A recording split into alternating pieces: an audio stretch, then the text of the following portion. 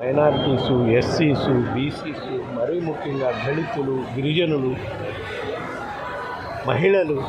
మహిళలైతే అసలు మార్నింగ్ 7 గంటల నుంచి మధ్యాహ్నం 2 గంటల వరకు కూడా అధికారులు సరైన ఏర్పాట్లు చేయకపోయినా ఎండను కూడా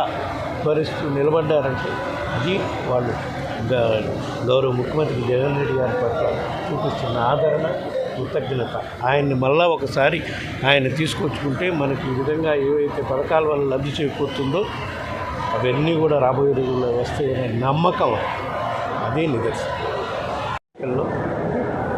మేము ఎప్పటి నుంచో భావించినట్టుగానే